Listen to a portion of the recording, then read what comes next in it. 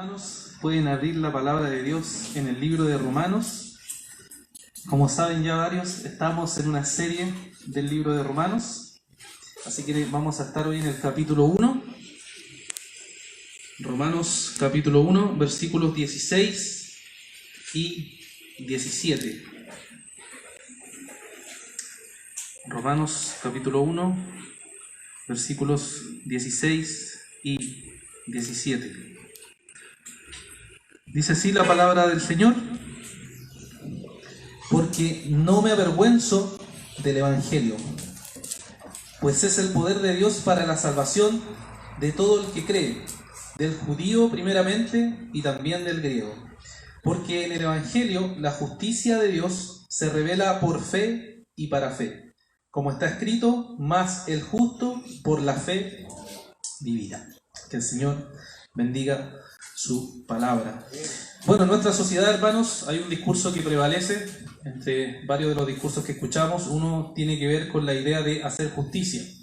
Se habla mucho de que tenemos que hacer justicia. Se debe hacer justicia a las mujeres, se debe hacer justicia a los pueblos originarios, se debe hacer justicia a los pobres, se debe hacer justicia a los homosexuales, y así puede seguir un sinfín de se debe hacer justicia. Ese es uno de los discursos que prevalece en nuestra cultura. Pero la pregunta detrás de todos estos discursos es: ¿qué es la justicia? ¿A qué nos estamos refiriendo cuando hablamos de qué es lo justo? ¿Quién determina qué es lo justo? ¿Quién determina qué es eso? ¿Cómo se puede obtener esa justicia? ¿Es posible obtener algún tipo de justicia en este mundo?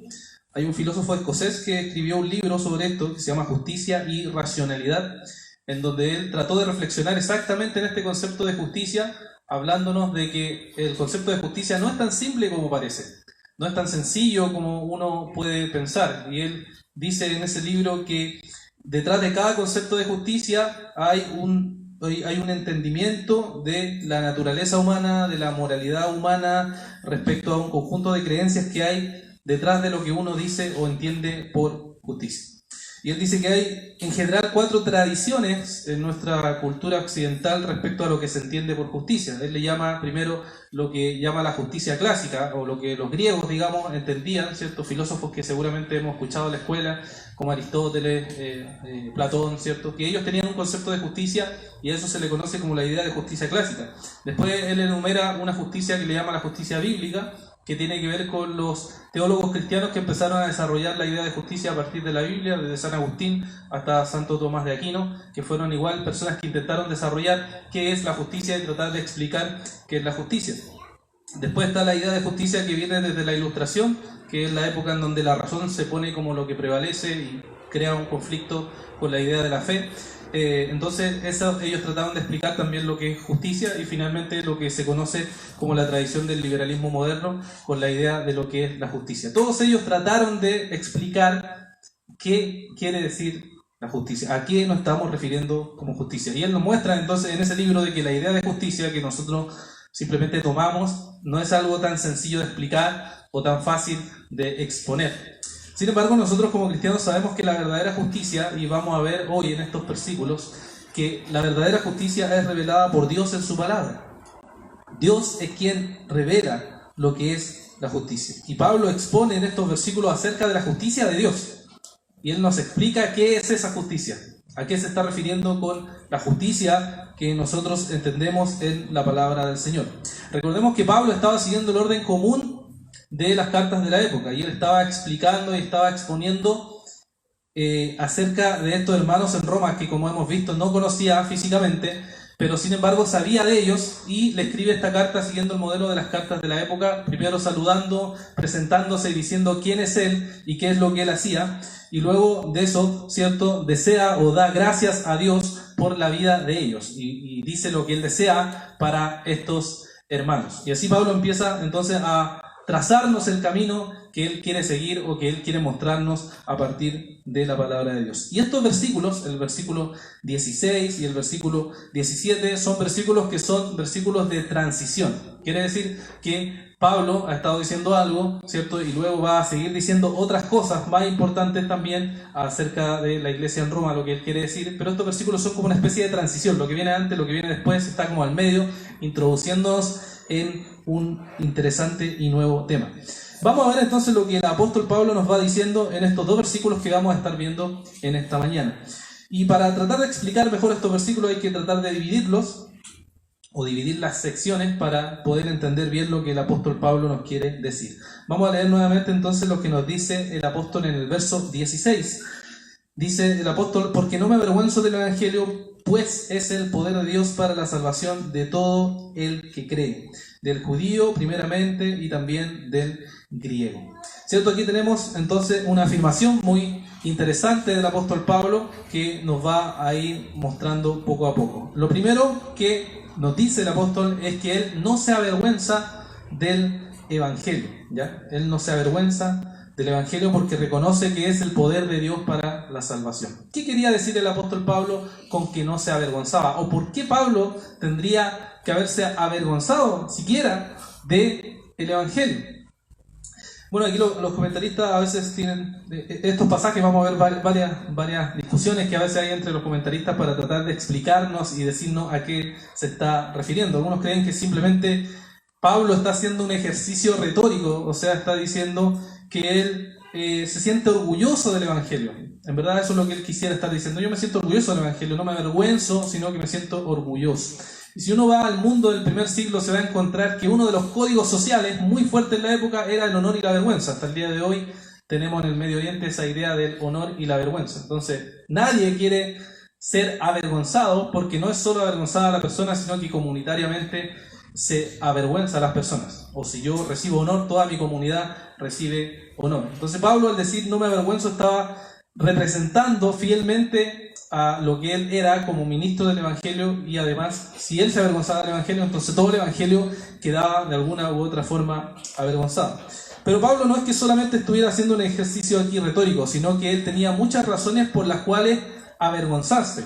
Me refiero a que la gente veía el mensaje del evangelio, veía lo que Pablo estaba predicando, y era verdaderamente algo vergonzoso dentro de lo que se entendiera de este mensaje. Por ejemplo, sabemos que Pablo era judío.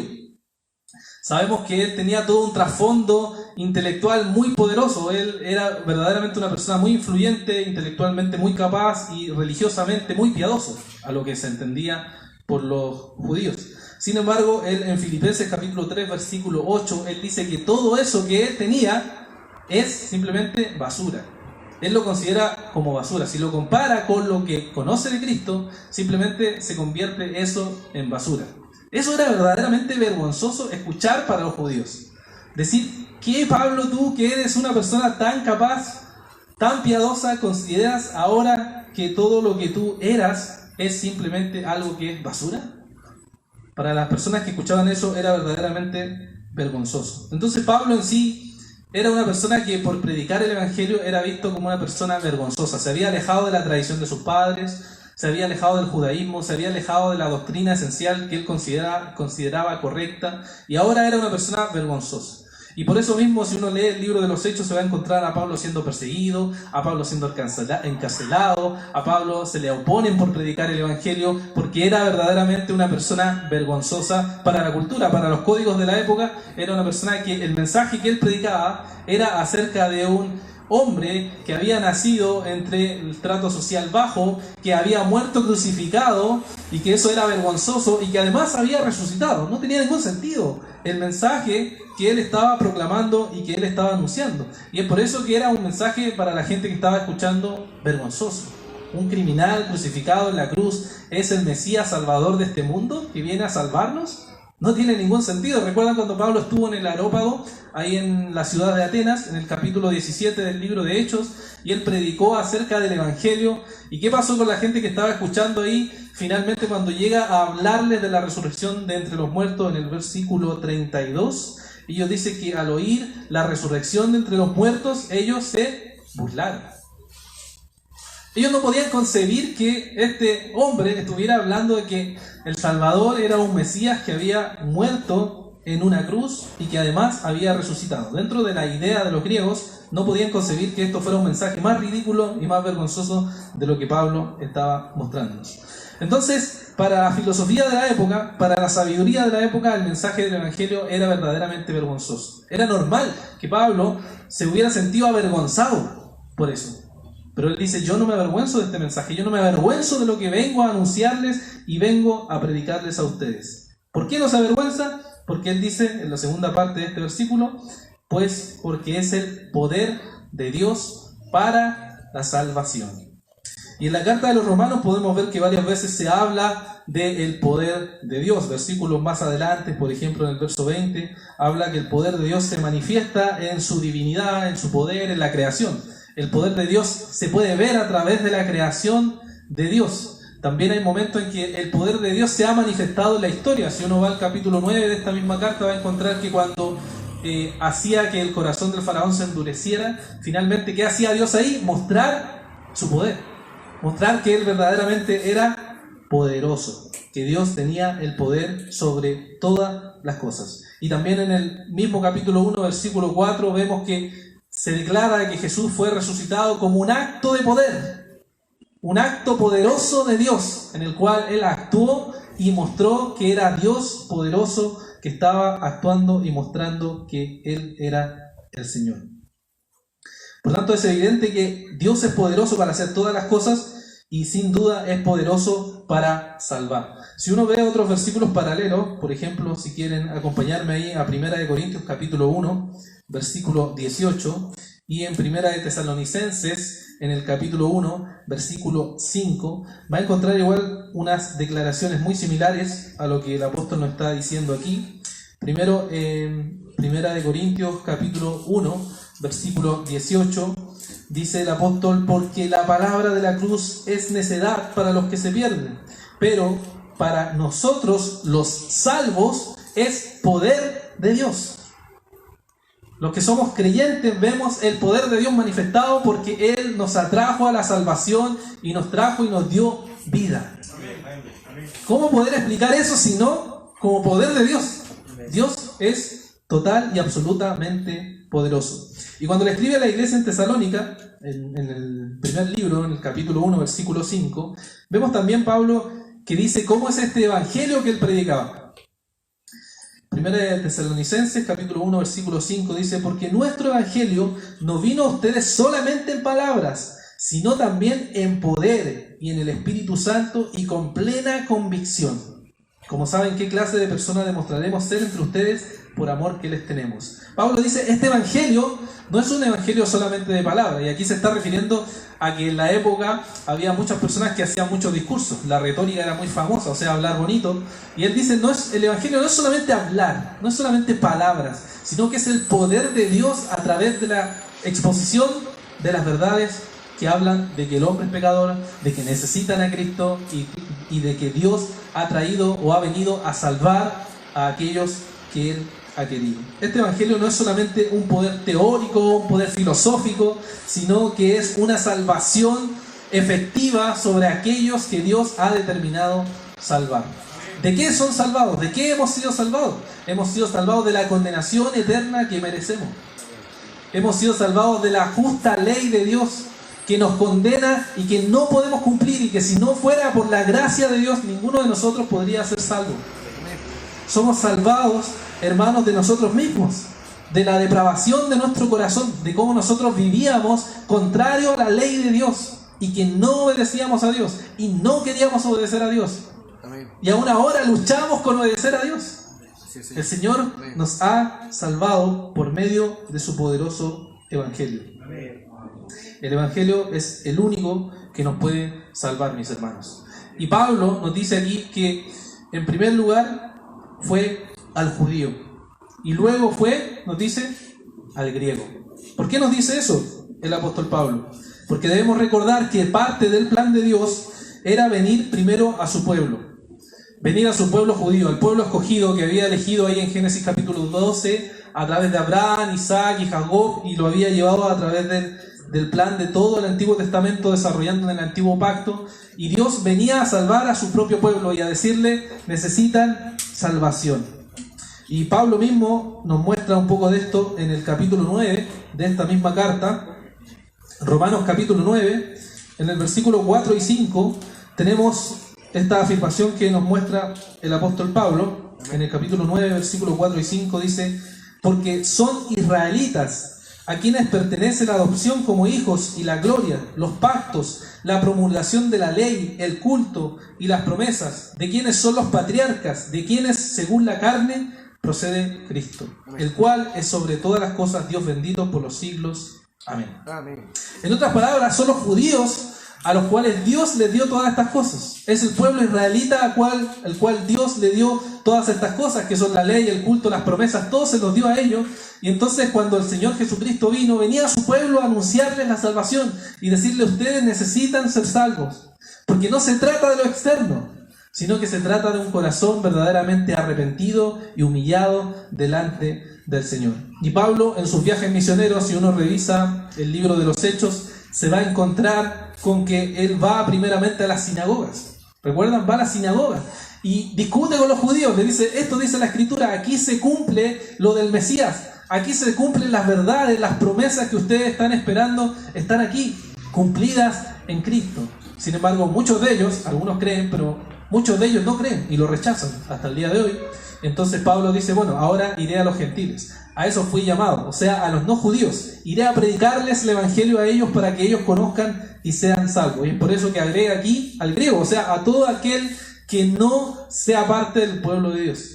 El pueblo de Dios de Israel cuando Dios lo había escogido. Aunque ahora sabemos que el pueblo de Dios, ¿cierto?, es uno solo. Tanto judíos como gentiles son parte del pueblo de Dios. Pero en ese tiempo tenía este pueblo de Dios escogido y fue a predicarles y fue a anunciarles el evangelio. Y ahora vienen los gentiles, a todos nosotros que no somos judíos, se nos anuncia esta buena nueva. Entonces este versículo, hermanos, nos muestra algo maravilloso, que Pablo no se avergonzaba de este evangelio, porque sabía que este evangelio era poderoso y sabía que este evangelio podía traer salvación para nosotros y para toda persona que el Señor haya querido salvar. Estas preciosas verdades que el apóstol Pablo nos enseña en este primer versículo, podemos verlas reflejadas en nuestra propia vida. Pensando en primer lugar, hermanos, que al igual como Pablo no se avergonzaba del evangelio, nosotros tampoco debemos avergonzarnos del evangelio. Jesús le advirtió a sus discípulos que si ellos lo negaban o se avergonzaban de él también lo haría. Él lo dijo eso en Marcos capítulo 8, verso 38. Si ustedes me niegan o se avergüenzan, yo también lo negaré y me avergonzaré de ustedes. Le hace una advertencia a sus discípulos. Pablo le escribió a Timoteo que no se avergonzara de dar testimonio del evangelio. En su segunda carta, en el capítulo 1, verso 8, les dice esas palabras: que no se avergüence de dar testimonio de Jesucristo. ¿Por qué se podría avergonzar Timoteo? ¿Por qué podría avergonzarse Pablo? Porque habían razones culturales para avergonzarse del evangelio, como las que señalamos anteriormente. Y aún hoy en día, hermanos, puede haber razones culturales para que nosotros nos avergoncemos del evangelio. ¿Cómo son tratados generalmente el mundo evangélico, ¿cierto? Gente irracional, gente intolerante, gente fanática, gente discriminadora, etc. Esas ideas que hay sobre nosotros, quizás no por nosotros mismos o por los que estamos aquí en esta sala, no lo sé, pero en general por el grupo de lo que conocemos como evangélicos, hay un estigma o una visión negativa sobre pensar: esta gente es irracional, se junta a escuchar palabras de un libro de hace miles de años atrás que no tienen ningún sentido. Entonces podría uno pensar y sentirse avergonzado de llamarse evangélico porque hay personas que nos representan, entre comillas, o dicen que nos representan y avergüenzan el evangelio. Y nosotros sentimos la tentación de decir: bueno, mejor llamémonos protestantes, suena más bonito, ¿ya? Para no tratar de identificarnos con personas que dicen ser cristianos evangélicos y sin embargo ensucian el nombre del Señor. Quizás todos ustedes o la mayoría de ustedes, no lo sé, vivieron cuando se convirtieron al Señor. Yo he escuchado muchas veces la historia de que cuando una persona se convirtió al Señor recién, y como no quería decirle a sus amigos, a sus compañeros acerca de que empezó a ir a la iglesia, tomaba su Biblia y la envolvía en un diario o la escondía en una mochila, ¿cierto? Y trataba de que no lo vieran porque se había vuelto un canuto ahora, no estaba juntándose con esas personas que les parecía a los demás como absurdo e irracional, y trataba de esconder esa vergüenza. Y eso puede pasar, hermanos, debido a que no hemos comprendido verdaderamente el poder del evangelio. No hemos comprendido verdaderamente lo glorioso que es el evangelio y nos podemos sentir tentados a avergonzarnos del evangelio. Nos podemos sentir tentados a avergonzarnos del evangelio. Y Y uno puede preguntarse, ¿en verdad uno podría avergonzarse del Evangelio? ¿Uno podría realmente sentir vergüenza por ese Dios maravilloso y glorioso que murió en la cruz del Calvario por nosotros y nos dio la vida eterna? ¿Por qué no le hablamos más a nuestros compañeros de repente? ¿Por qué no le hablamos más a los compañeros de trabajo, a los amigos, a la universidad, o los conocidos, los vecinos? Porque a veces no queremos simplemente identificarnos como cristianos. O esa historia que seguramente han escuchado ustedes: he sido amigo de esta persona 20 años y nunca supe que era cristiano. Nunca supe que era evangélico. ¿Qué puede haber pasado ahí? Sino una especie de avergonzarse o de ocultar que la persona verdaderamente servía a Cristo. Que la persona verdaderamente no estaba dispuesta a hablarles del Señor y a decirle, cuando le dijeran cualquier cosa que él no estaba de acuerdo, decirle, ¿sabe qué? Yo no estoy de acuerdo con eso, yo creo que la Biblia dice esto. Y eso inmediatamente va a chocar con la visión que la persona tuviera. Y va a decir, yo sirvo al Señor y no me avergüenzo de ser cristiano. No me avergüenzo de decirle al mundo que yo sirvo a Dios y que soy alguien que ama a este Señor y que Él muere en mi lugar. En segundo lugar, lo que podemos ver aquí también para nosotros es que el Evangelio es poderoso porque une a judíos y a gentiles en un solo cuerpo. Y esa es una de las cosas maravillosas que nos muestra la Escritura y que Pablo trata incluso en capítulos más adelante. Cuando lleguemos al capítulo 11, por ejemplo, vamos a ver cómo ese misterio del Señor de unir a judíos y a gentiles dentro de un mismo cuerpo ha sido realizado por Dios. Pero hay una palabra que nos muestra con claridad esta unión en un solo pueblo, que está ahí en Efesios capítulo 2, en el versículo 14 al 16, Efesios capítulo 2, versículos 14 al 16, donde Pablo nos muestra esta unión maravillosa que hay entre judíos y gentiles. Dice así Pablo en Efesios 2, versos 14 al 16, dice: porque Él mismo es nuestra paz y de ambos pueblos hizo uno, derribando la pared intermedia de separación, poniendo fin a la enemistad de su carne, la ley de los mandatos expresados en ordenanza, para crear en él mismo de los dos un nuevo hombre, estableciendo así la paz, y para reconciliar con Dios a los dos en un solo cuerpo por medio de la cruz, habiendo dado muerte en ella a la enemistad.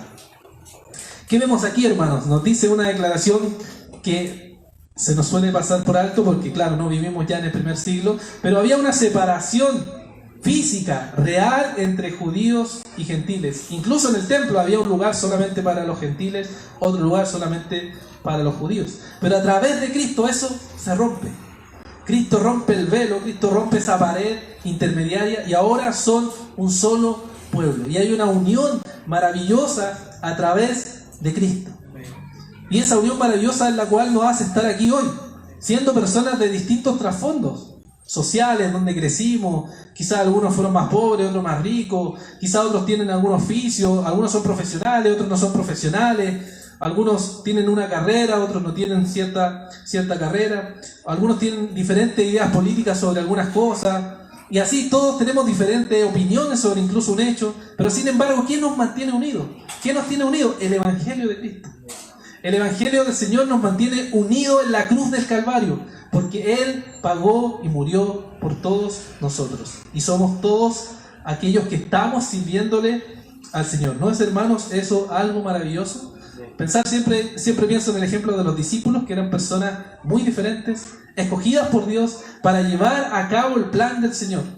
Personas de trasfondo muy radicalmente diferentes, sin embargo escogidas por Dios para ser los apóstoles del Señor y ser aquellos que eran el fundamento de la iglesia de Dios. Entonces vemos esta verdades maravillosas, hermano, respecto a cómo el Evangelio nos ha salvado, cómo el Evangelio nos ha unido y cómo no nos avergonzamos de este Evangelio glorioso que Dios nos ha mostrado.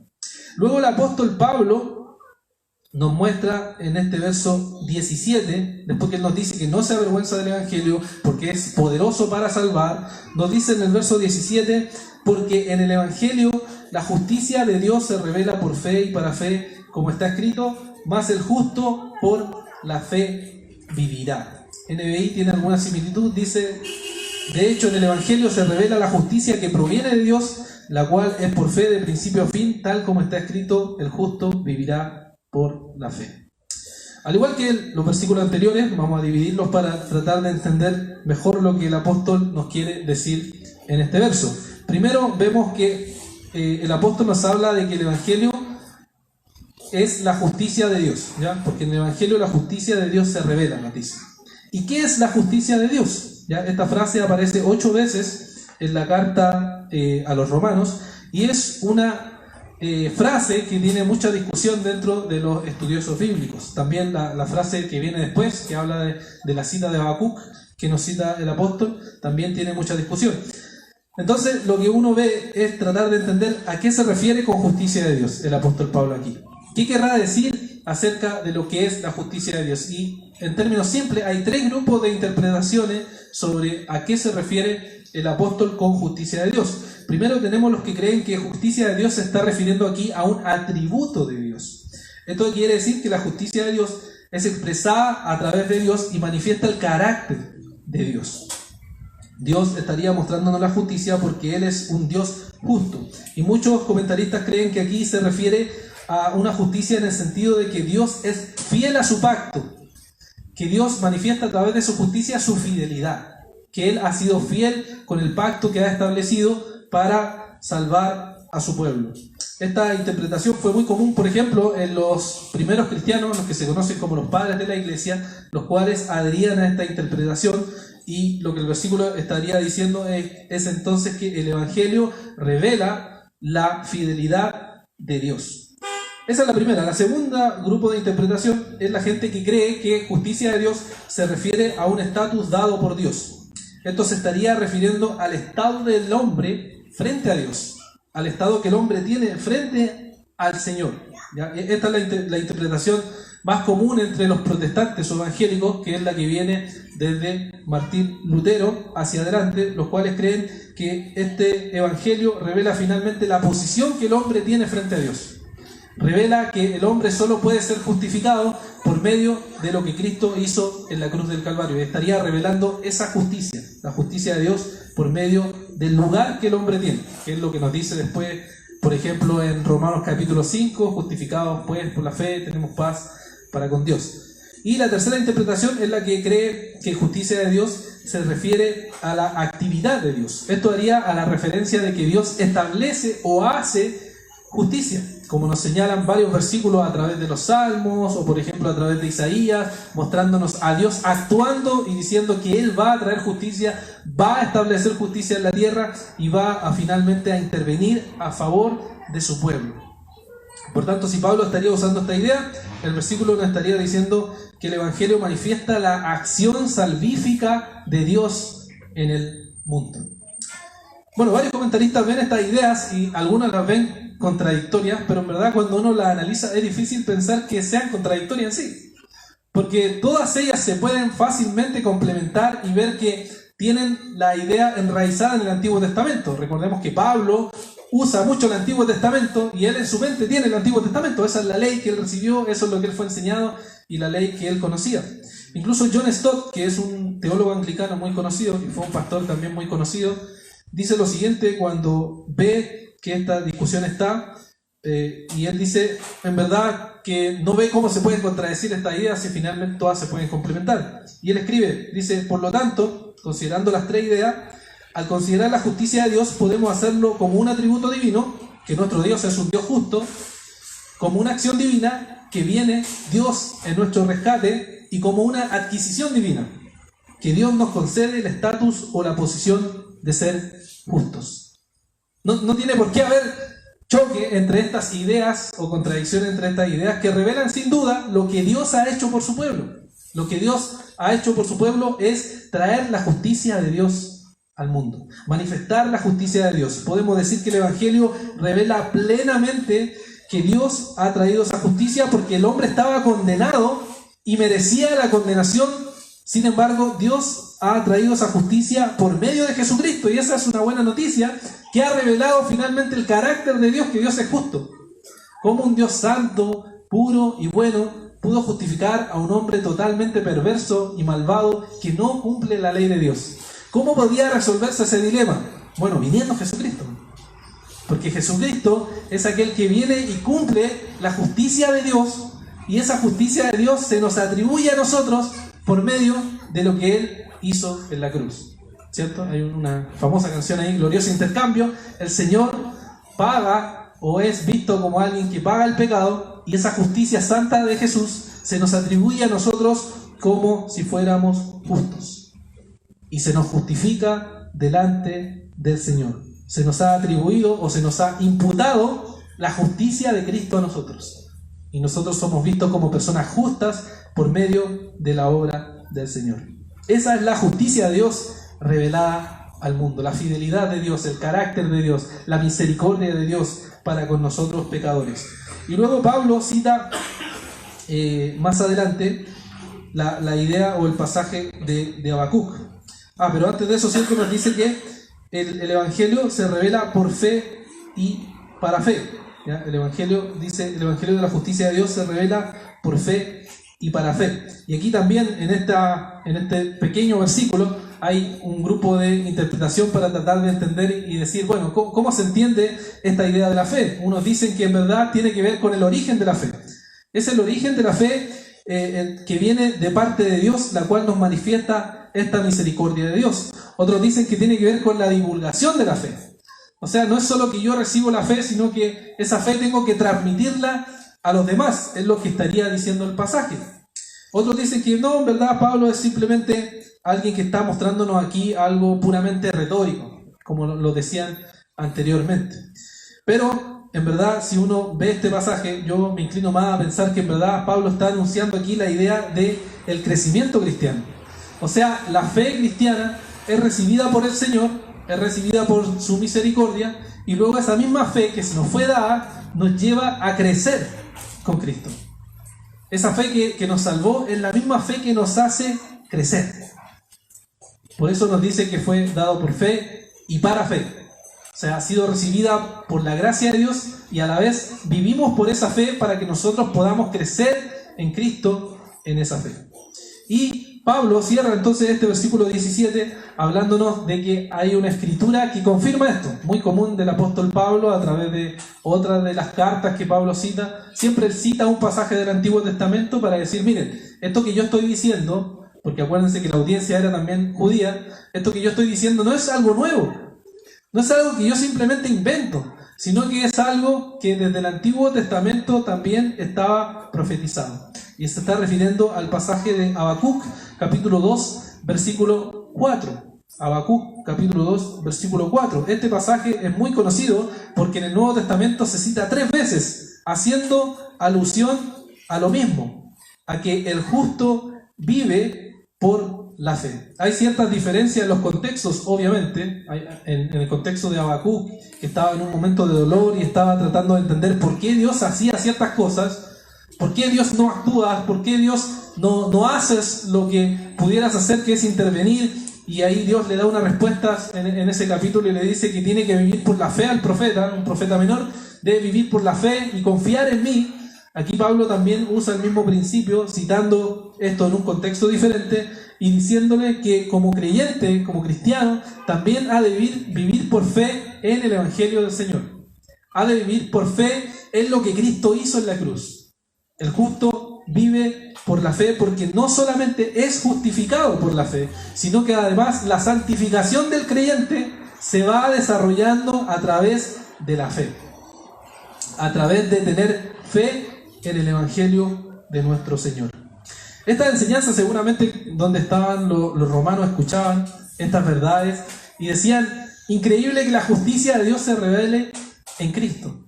Increíble que nosotros tengamos y podamos vivir por la fe. Y estas mismas verdades que ellos veían son también verdades para nosotros. Porque en primer lugar, aquí se nos dice que el Evangelio nos enseña acerca de la justicia. Ya vimos que el tema de la justicia es un tema bastante complejo y discutido por gente bastante estudiosa, pero para nosotros el dilema de la justicia está resuelto en el Evangelio. El Señor muestra que la justicia de Dios se ha revelado en torno a lo que Cristo ha hecho en la cruz. Hombres pecadores que merecíamos la condenación y un Dios justo y santo que se mantiene totalmente puro, nos puede salvar. ¿Por qué? ¿Y cómo? ¿No sería injusto que Dios nos salvara porque Él es santo? ¿Cómo va a permitirnos nosotros, pecadores, estar delante de Dios? Bueno, ahí tenemos la buena noticia. Cristo vino, Cristo murió en nuestro lugar y Cristo nos dio esa justicia. Y es por eso que Pablo, por ejemplo, escribe en 2 de Corintios capítulo 5, versículo 21, esta frase que es muy conocida también respecto a cómo el Señor nos dio o nos atribuyó esta justicia, diciendo que al que no conoció pecado, o sea, Cristo, lo hizo pecado por nosotros para que fuéramos hechos justicia de Dios delante de Él. Nosotros somos declarados justos delante del Señor por medio de lo que Cristo hizo en la cruz. Y es por eso que se nos trata como justos y se nos llama a practicar la justicia. Porque nosotros hemos sido justos por medio de Cristo y a la vez estamos llamados a practicar la justicia de Dios. Y es por eso que a través de todas las cartas Pablo muchas veces llama a los cristianos a vivir justamente. Porque la justificación nos da la base para que nosotros vivamos justamente con nuestros hermanos. Por ejemplo, en 1 de Tesalonicenses capítulo 5, versículo 15, dice lo siguiente: miren que ninguno devuelva a otro mal por mal, sino procuren siempre lo bueno los unos con los otros y para con todos. Hay muchos versículos así que nos vamos a encontrar, que le está diciendo, ustedes vivan justamente, ustedes sean justos en su trato con sus hermanos, ustedes compórtense de forma justa con sus hermanos. ¿Por qué? Porque ustedes han sido justificados. Ustedes son personas justas por medio de Cristo y por tanto tienen que vivir con ese mismo trato con sus hermanos. ¿No es increíble, hermanos, ver que el Señor nos justifica? ¿No es increíble ver cómo el Señor trabaja en nuestros corazones y en nuestra vida a través de esa justicia? Pero las preguntas para nosotros, hermanos, son: ¿vives ese evangelio? ¿Practicas esa justicia para con tus hermanos? ¿Tienes un trato justo con tus hermanos? ¿Tienes un juicio justo con tus hermanos? ¿Estás dispuesto a sufrir injusticia debido al evangelio? ¿Realmente te relacionas en esa justicia que Dios te ha dado y tratas a los hermanos con esa justicia o al prójimo con esa justicia que el Señor te ha dado? ¿Anhelas ser cada día más justo delante de la presencia de Dios? Para cuando nos presentemos delante del trono de Dios y digamos, verdaderamente yo he practicado la justicia. Nos preocupamos por la gente que tiene necesidad, mostrando la justicia de Dios, mostrando el amor de Dios. ¿Somos imparciales en nuestros juicios con nuestros hermanos? ¿O simplemente frente a frente nos tratamos bien y después por detrás, ¿cierto?, nos damos duro? Sino que es un trato justo que refleja esa justificación que el Señor ha hecho por nosotros. Deberíamos vivir también esa justicia. Por eso el Señor dijo que debemos buscar primeramente el reino de Dios y su justicia. Porque nosotros conocemos la justicia como cristianos. Sabemos cuál es la justicia revelada en el Evangelio, pero se transforma en algo muy práctico para nuestras vidas cuando tenemos que practicar esa justicia como hermanos. O debería ser así. Y luego el apóstol también nos revela esto de que nosotros como cristianos vivimos por la fe. Nosotros, hermanos, somos salvados por la fe y además vivimos por esa fe. La Escritura nos muestra que la fe es un don de Dios, pero también es algo que nosotros ponemos en práctica. Es algo que nosotros mostramos constantemente. El autor de Hebreos, en el capítulo 11, versículo 1, ¿cierto?, nos describe un poco qué es esa fe. Si ustedes recuerdan ese famoso versículo, en Hebreos capítulo 11, versículo 1 al 3, nos dice el autor de Hebreos que la fe es la certeza de lo que se espera, la convicción de lo que no se ve. Dice, por ella recibieron la aprobación los antiguos. Por fe entendemos que el universo fue preparado por la palabra de Dios, de modo que lo que se ve no fue hecho de las cosas visibles. La fe cristiana, hermanos, es una certeza, es una convicción en la palabra de Dios. Es una fe y una certeza en el Evangelio de Dios. Y nosotros vivimos por esa fe. Y si uno revisa el capítulo 11 de Hebreos, va a ver qué es lo que mantuvo a Abraham en esos momentos de dificultad. La fe. ¿Qué es lo que mantuvo a Rahab la ramera de poder ocultar a los espías cuando llegaron ahí a espiar a esa ciudad y ella lo escondió? ¿Qué es lo que la mantuvo? Fue la fe. ¿Qué es lo que mantuvo a Sara constantemente confiando en las promesas de Dios, a pesar de que en momentos desobedecieron? Y sabemos también la historia en Génesis. Pero ¿qué es lo que los mantuvo a ellos? Fue la fe. ¿Qué es lo que mantuvo a Josué para cuando fue a conquistar las tierras? Fue la fe. Y así el libro, el capítulo 11 de Hebreos nos muestra constantemente que la fe actuó en cada uno de ellos. En el sufrimiento, en el dolor, a pesar de que no vieron las promesas de Dios cumplidas en el momento, lo que los mantuvo a ellos fue la fe. ¿Qué te mantiene a ti, hermano? ¿Qué te mantiene a ti cuando llegan los momentos oscuros? Los momentos de dificultad, los momentos de dolor, los momentos de tristeza, los momentos cuando la gente te traiciona, cuando la gente miente contra ti. Cuando llegan los momentos de pérdida de personas que amamos. Cuando llegan los momentos de pruebas. Cuando llegan los momentos de depresión, cuando llegan los momentos de tristeza, cuando llegan los momentos en que te ignoran, te olvidan, ¿qué es lo que te mantiene vivo? ¿Qué es lo que te mantiene ardiendo? ¿Qué es lo que te mantiene ahí firme? Debe ser la fe, no una fe vacía, la fe en la palabra de Dios, la fe en la Escritura, la fe en las promesas de Dios, de que aunque tú no veas las cosas con tus ojos ahora, Dios dice en su palabra que va a suceder. Dios dice que se va a cumplir. Dios dice que va a pasar. Yo sé, hay gente que se burla y dice, el Señor nunca va a venir. Los cristianos han hablado por 2000 años acerca de la segunda venida de Cristo. Pero va a pasar, hermano. La resurrección de los muertos va a pasar en algún momento. El Señor va a regresar por su pueblo en algún momento. Porque lo dice la palabra de Dios. Y eso es lo que nos debe mantener. No solo nosotros creemos por fe una vez, sino que vivimos por fe. Nosotros no solamente creemos en el Evangelio una vez, sino que aplicamos el Evangelio a nuestras vidas todo el tiempo. Y vemos que necesitamos todo el tiempo para vivir por la fe, confiando en lo que Cristo hizo en la cruz del Calvario. Que el Señor, hermano, nos ayude a seguir viviendo por esta fe que Él nos ha dado y que nos mantenga a través de esta fe que Él nos da cada día. Oremos al Señor, hermanos. Padre, te damos las gracias.